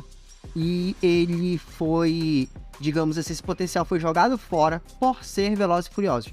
Vou me explicar. Esse filme, ele tem duas das questões, né, dos conflitos de personagens mais interessantes ali, que são o quê? O conflito da Letty, tentando... Ela tem uma cena pequena ali sobre ela meio que tá tentando se readequar àquela família, mas ela ainda tá sem as memórias dela. E aí tem todo o conflito do fato, tipo... Que tem uma cena que eu acho muito boa dela, falando assim, cara... o Toretto fala sobre ele tá ali com ela... e ela tá meio que em conflito e tal, ali no cemitério, de frente pra lápide dela e tal, e ela fala, ele tenta destruir a lápide dela, ela fala que não, porque naquele dia realmente morreu a Letty, aquela pessoa que ela era, né, e que ela não lembra mais direito quem ela era. E aí o Dominique, ele fala que ele tem as lembranças, que ele ama ela, algo do tipo. E ela fala assim, eu não tenho mais ninguém. E ele fala, não, você tem a mim. E ela fala, pois é, mas você só tem uma parte de mim. Porque, afinal, ela não tem as lembranças todas deles, né? Cara, tipo assim, aquela cena é muito boa, de verdade. Ela estabelece um conflito interno da personagem que é muito bom. A mesma coisa a gente tem com o Brian. O Brian tem todo um conflito sobre o fato de que, tipo, ele é viciado em ação. E, cara, a gente sabe disso desde o primeiro filme, né? Ou mais especificamente, no quarto, quando é estabelecido que realmente ele quer estar ali naquele meio. Ele não consegue ser policial, ele não consegue agir direitinho, certinho. E ele é viciado no conflito, ele é viciado na ação, na adrenalina.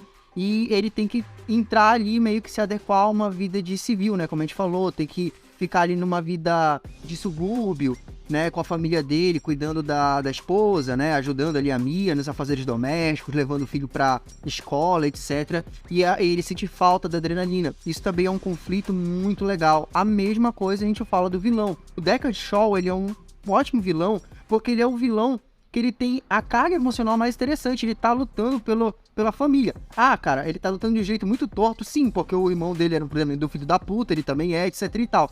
Mas, ainda assim, ele tem uma motivação que é a motivação dos nossos personagens, como o próprio Bruno citou, ou que é a frase que é trazida de volta, né, aquela frase do sexto, que, não se mexe com a família de uma outra pessoa. E o Deckard Shaw, ele fala isso pro Toretto, o Toretto até fala, eu falei a mesma coisa pro seu irmão. Então existe um nêmesis do Toretto que tem o mesmo tipo de princípio dele, basicamente, né? E isso também é muito legal, até porque também a gente tem o fato de que esse personagem, teoricamente, matou o Han, entendeu? Então a gente tem um personagem que já vem com uma carga emocional, né? Um conflito muito interessante. E tudo isso, cara, tinha uma capacidade de trabalho ali.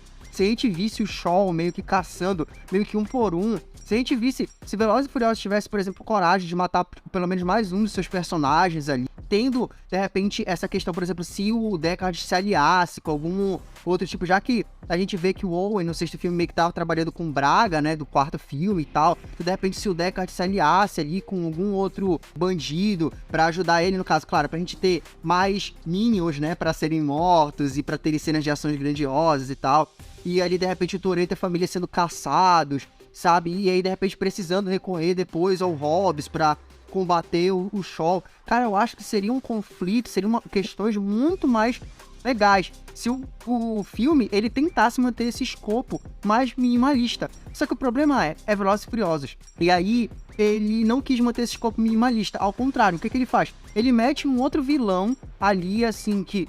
A justificativa dele existir, eu até entendo. Eu não acho a justificativa...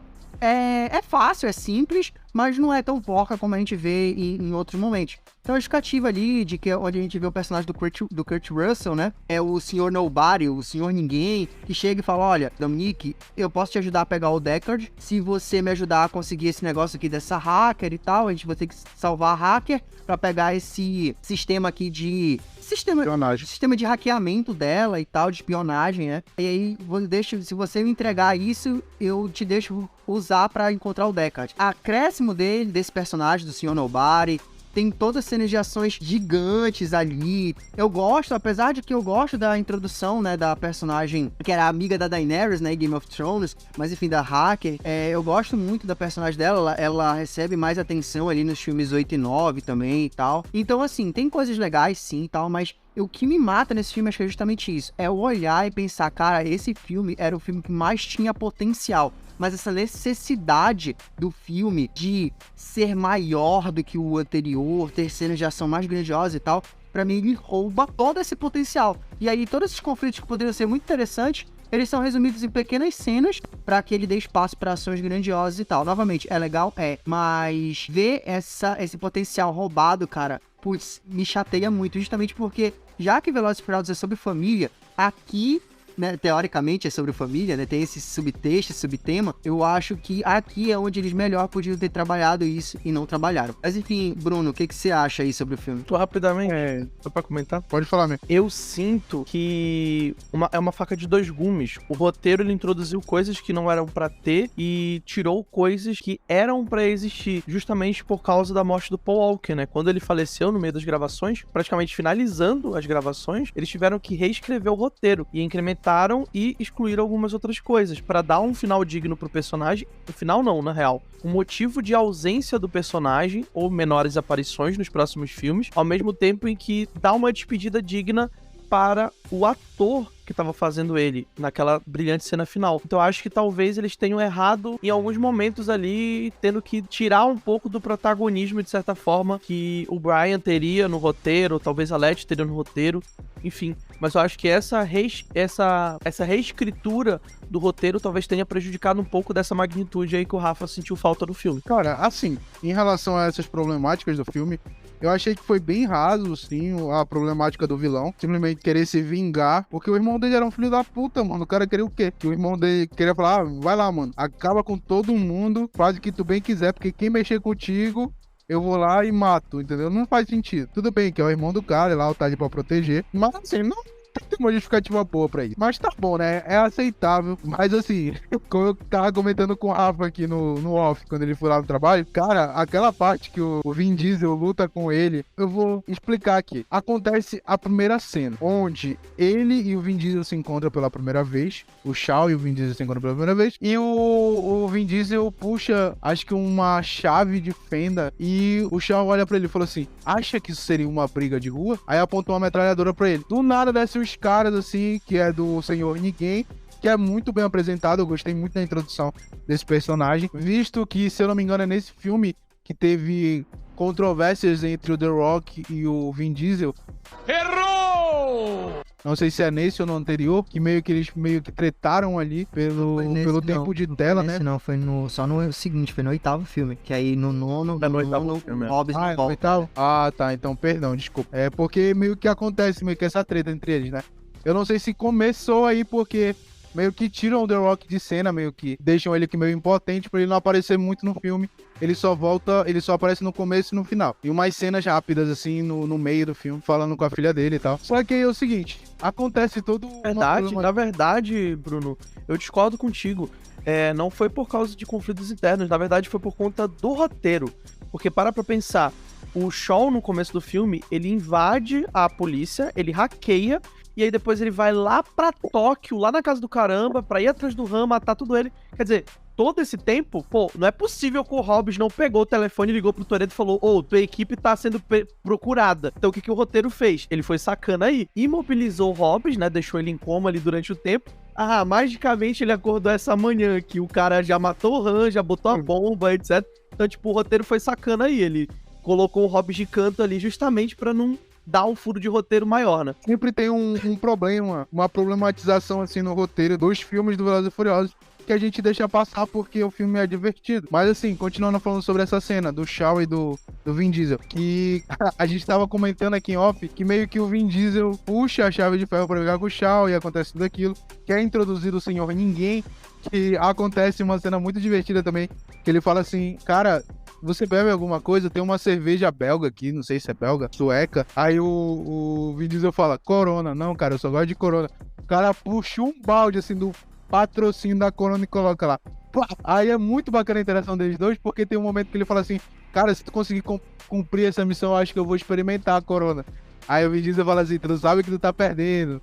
É muito legal, é muito legal. Aí, depois disso, ocorre ali perto, quase no final ali, que o Vin Diesel encontra o Shaw pela segunda vez no estacionamento. Aí tem um segundo confronto no X1 ali deles dois. Aí o Vin Diesel tá com uma 12 de cano cerrado na mão. E o Shaw olha pra ele e pega 2 pedaços de ferro assim. Aí o Vin Diesel puxa a 12 e fala, você acha que isso seria uma briga de rua? Aí o Shaw fica meio assim, trêmolo, né? Quer levar um tiro de 12 na cara. Aí o Vin Diesel joga a 12 e fala, pois é isso mesmo. Cara, é muito legal isso. You thought this was a street fight. Aí ele joga 12 fora. You're goddamn right it is. Cara, essa cena é incrível. Eles pulando assim, se encontrando numa câmera lenta no meio do caminho. Cara, é muito... É foda. Eu vibrei no cinema quando assim. Não, mano, ao mesmo tempo que é muito ridículo, é muito bom. Porque, tipo assim, os caras meio que pulam no ar pra começar uma briga ali de sabre de luz de Star Wars. E os caras literalmente falam assim, olha, primeiro a gente vai se cumprimentar aqui. Cada um pega o ferro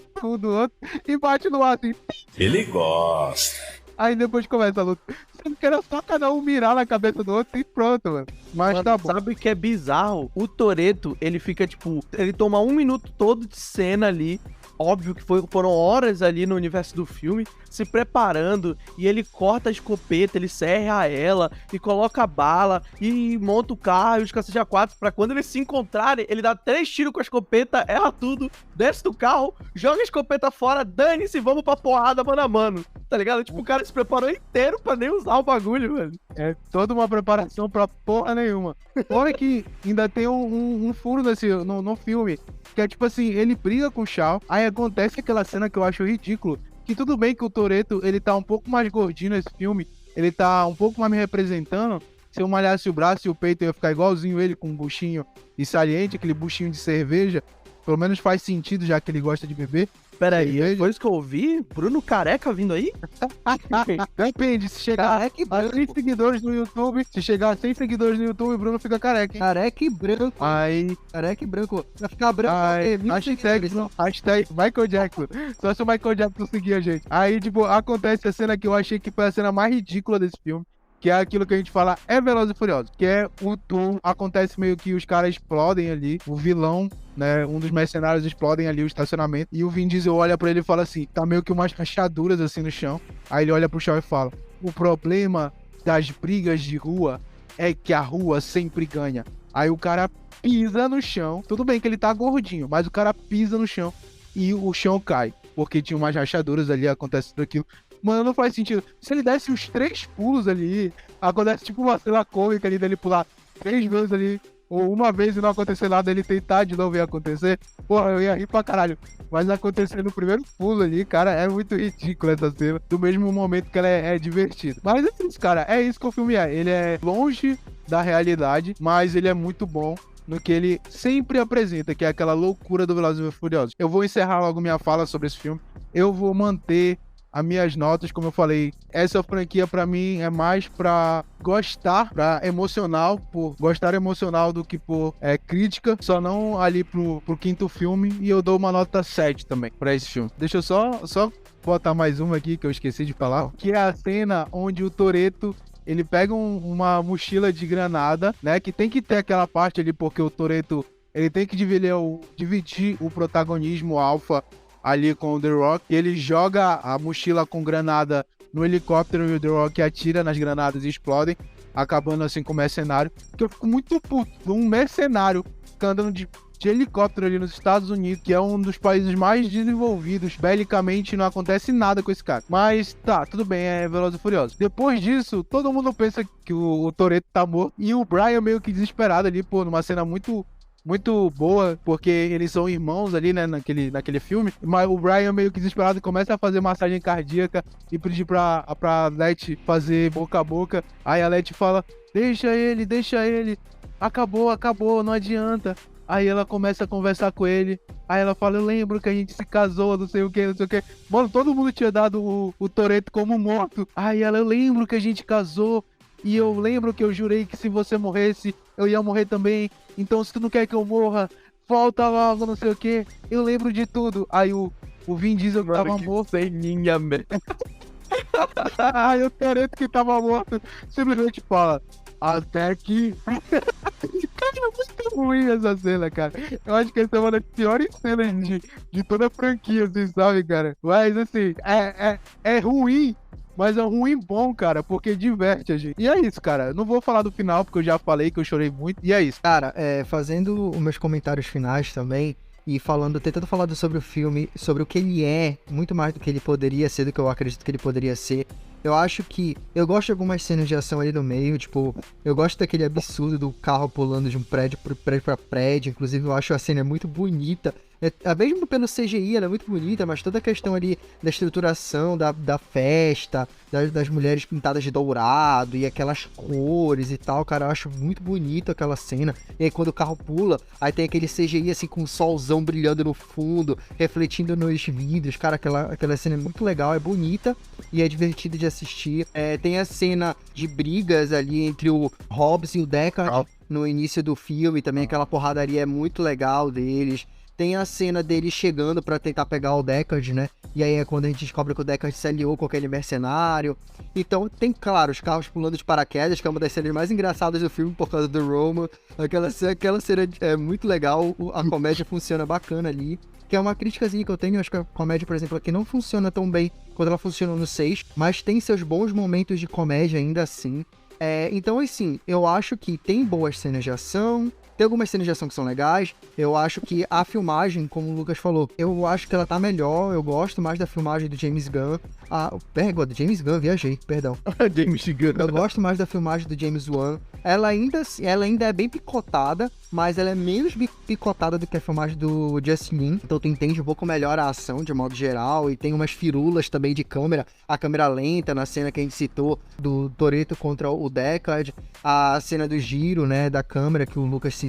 Apesar de, como ele mesmo falou, ela se repete umas 3, 4 vezes. Na última vez tu já tá tipo assim, tá bom, mano, entendi já o que tu queres fazer. Tem umas loucuras também. A cena dos caras passando a personagem da Nathalie Emmanuel, da hacker, de um carro pro outro, mano, aquela cena, velho, putz grila, cara, é muito top aquela cena, não sei porquê, mas eu gosto muito daquela cena. Mas enfim, então assim, tem coisas legais, como eu falei, mas tem algumas questões, o roubo desse potencial me incomoda muito, mas além disso, também tem coisas no filme que ele tenta estabelecer, e aí depois ele desestabelece. Como assim, Rafa? Vou citar uma, por exemplo. Na hora que o Hobbs e o Deckard estão lutando, que explode a bomba, o Hobbs cai de uma altura gigante, e como o próprio Lucas falou, como o roteiro precisava, ele meio que entra em coma, parte a perna em 2 pedaços, quebra o braço, os cacete. O que o filme meio que dá a entender? Fala assim, olha, dessa vez vai ter umas certas consequências, tipo, a pessoa não vai cair do carro, rebolar, não sei das quantas, aconteceu os cacete com ela e sobreviver. Só que aí depois, bicho, simplesmente cai um prédio, nessa cena que o Bruno citou, eu acho que o mais absurdo não é nem o Vin Diesel pisar e aquele piso cair. É o fato de que caem uns pedaços de concreto gigante em cima do Deckard e ele sobrevive, mano. E sobrevive sem nenhum arranhão, saca? Tipo, pelo amor de Deus, como assim? Entre outras questões ali, claro, de cenas de ação absurda, onde a pessoa sai sem nenhum ferimento ou quase sem nenhum ferimento. A mesma coisa é em relação à proteção do carro. Naquela cena, tem uma cena onde o Vin Diesel precisa capotar com o carro ladeira abaixo, né, junto com a personagem da hacker. E aí, eles antes criam toda uma justificativa de que o carro foi fortificado pra proteger eles, não sei o que, parará. E depois, mano, os caras, tipo, capotam o carro, não sei o que. O Vin Diesel joga o carro, pula com o carro, capota no final lá pra conseguir colocar pendurar as granadas no helicóptero e tal. O carro não tava justificado e ele sobrevive. Então assim, cara, pra que tu me estabelece que tu vai criar justificativas pros personagens se salvarem, ou que tu vai dizer que certas coisas realmente vão ter consequências na saúde desses personagens, e aí depois tu desfaz isso no resto do filme, saca? Tipo, pra mim, ou tu vai no full absurdo, ou tu te mantém com as justificativas, pô. Não faz os dois, senão eu fico me sentindo otário, hein? Que é isso, meu filho? Calma. E a mesma coisa também em relação à cena de ação no final, eu acho, cara, muito exagerado, assim, mas exagerado de um jeito ruim. Dos outros jeitos, só fala assim que às vezes, dos outros filmes, né, no 5 e no 6, às vezes força um pouco a minha suspensão da descrença. Nesse caso aqui, eu acho genuinamente as cenas finais de ação com aquele drone e tal, cara, eu acho ruins porque eu acho genérico. Tipo, num nível muito alto, saca? Eu acho, tipo assim, cara, era isso, entendeu? Tipo, vocês queriam crescer a ação e vocês inventaram um drone, tipo, não tinha mais nada interessante, sabe? Cenas escuras também, naquela de noite, sabe? Eu acabei de citar a cena em Dubai, que é super bonita, e eles fazem uma cena de noite, assim, super sem graça visualmente, sabe? Então, no fim das contas, eu acho que pra mim ele meio que se equilibra com 1 e com 4, que eu já tinha falado que eu achava bem equivalentes em qualidade. Eu acho que eu coloco o 7 no bolo também. Eles meio que se misturam ali em qualidade e eu dou uma nota 7 pra ele. Mas até o próximo episódio eu vou organizar ali pra saber como é que o 4 e o 7 ficam no meu ranking. Mas eu dou uma nota 7 pra ele também. E enfim, Lucas, dá seus comentários finais aí sobre o Velozes e Furiosos 7. Como já diz o Bruno. Mas é aquilo, né? A gente tretou muito mais por conta de Urso do Pó Branco. Ah, porque o urso só mata quem quer, papapá. Aqui o roteiro só mata quem quer.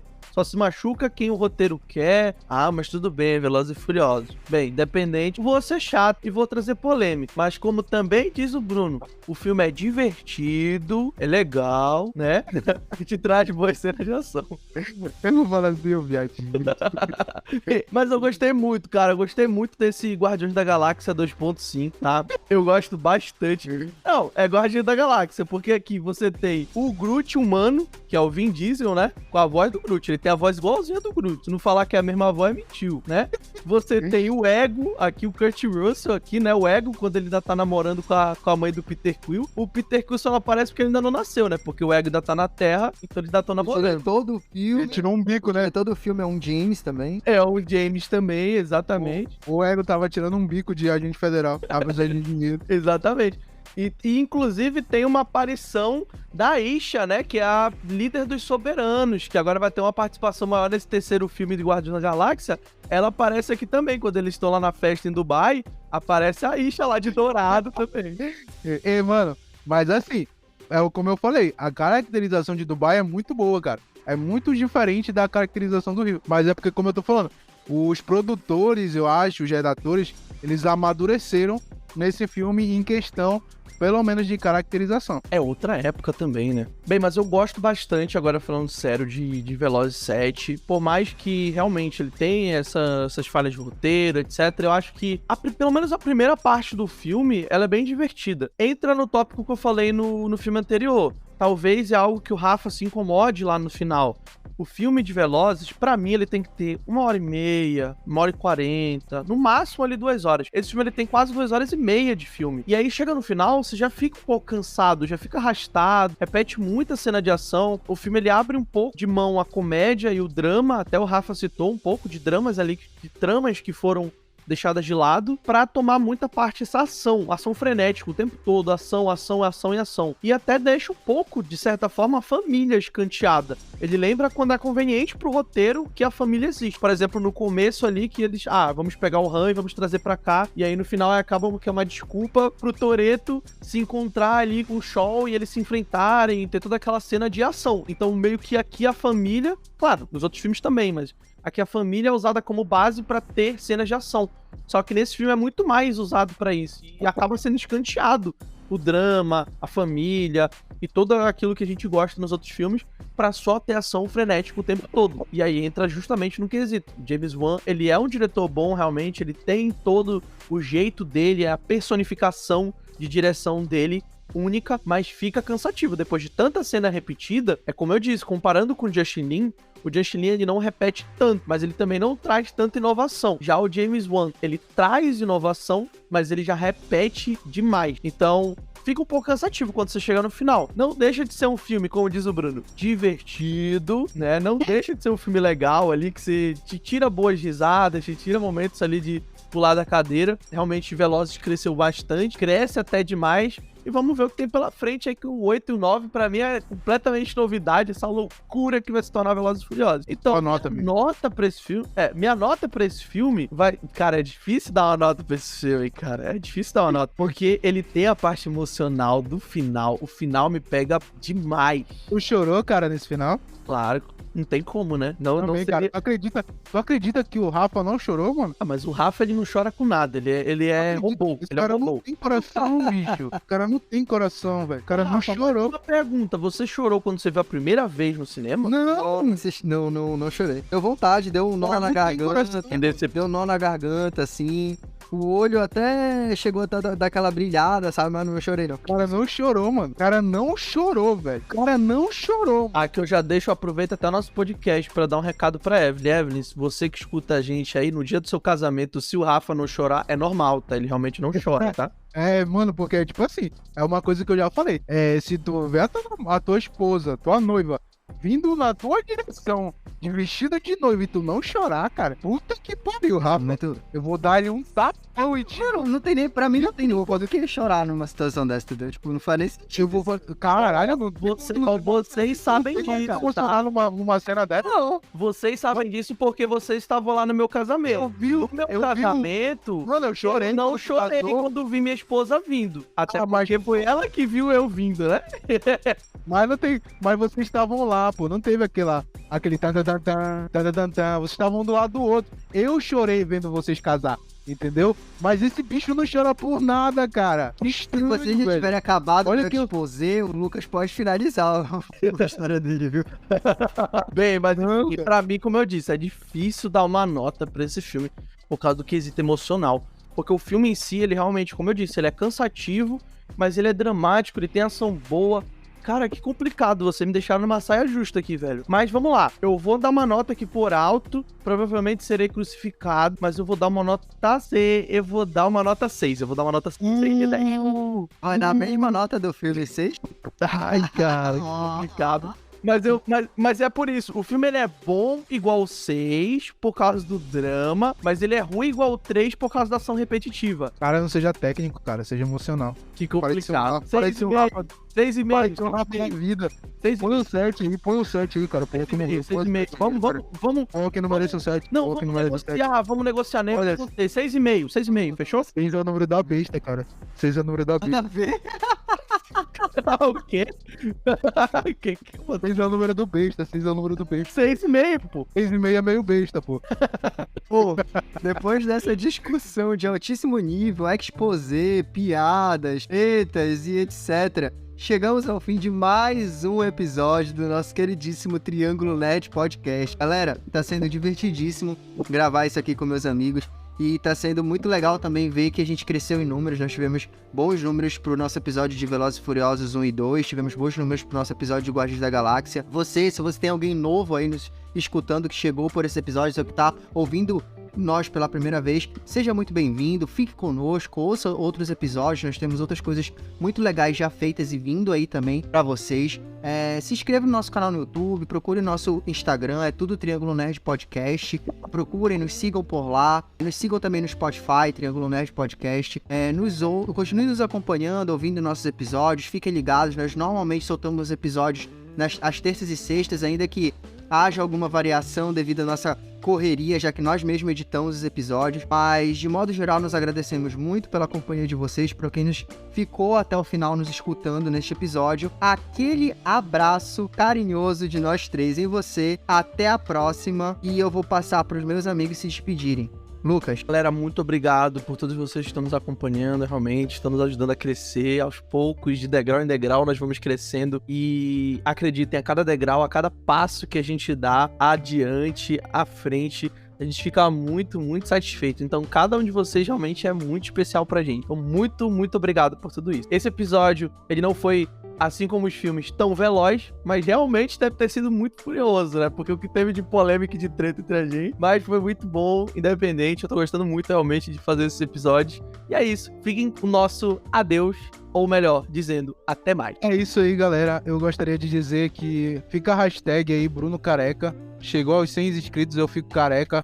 A gente posta foto lá no YouTube, lá, do Bruninho Careca no Instagram. Chegou a 100 seguidores, o Bruno fica careca, tá? É só isso que eu tenho pra dizer. Até a próxima. Tchau, galera. Bruno Careca, você ainda não me conhece, mas vai conhecer. Bom, mas antes de mais nada... Perdão, gente, foi mal. É tu que edita mesmo? Tome. Depois, não contente, o trem vai bater... Ah, minto, desculpa, volta. Volta tudo. Pô, eu acho... Beleza, rapidão, só comentar um negócio, eu passo pra ti, beleza? Uhum. Me perdi. E eu gosto bastante... Um momento. Eu gosto bastante do... Eu gosto bastante do Ó, você cala sua boca que você é o que mais fala aqui, ó. Tome. Tu tá editando os vídeos? Tá vendo que eu tô errando menos? Por quê? Porque eu tô treinando. E tu? Cadê teu Deus agora? Tome. Eu não preciso treinar o que já é bom. Que é isso, meu filho? Calma. Brincadeira. Mas com esse roteiro, é bem comum, né? Na verdade, é uma... Perdão, deixa eu só procurar a palavra aqui, galera. É um roteiro mediano? Não. É isso, cara. Eu acho, por exemplo, ali a questão justamente que tu citaste da família, né? Da Leti. Cara, perdão. Eu vou cortar isso aqui porque eu tinha alguma coisa muito legal pra falar na cabeça e eu me perdi. O casal da Han já. Da Rã e do Sapo. Raven. Cara, pra mim ele é um dos melhores casais ali do filme. Ele é Essa o melhor inteira. casal. Repete que não tá dando. Repete tudo. Cala a boca, cara. Ele é o melhor casal ali do filme, se não o melhor. Eu queria dar um ponto ali pela Mia, que a gente falou pouco sobre ela, mas ela parece... Respira fundo e recomeça. Posso falar? Respira fundo e recomeça. Tu falou, ele é o melhor casal do filme, se não o melhor. Ah, tá. Desculpa. Ele é um dos melhores casais do filme, se não... Bora lá de novo. Ele é o melhor casal. Meu Deus. Fala, galera do make-off, passando pra dar meu alô, hein? Tá, não, agora é sério. Seguindo então para o nosso último filme nesse vídeo, nesse episódio, nessa cobertura que estamos fazendo aqui nessa semana, iremos agora... Nossa, foda-se, ficou horrível. Deixa eu voltar. Quando ela funcionou no 6, mas tem seus bons... Meu Deus. Pegar o Han e vamos trazer pra cá. E aí no final acaba que é uma desculpa pro Groot. Groot não. Entendi, cara. Isso é tudo, pessoal.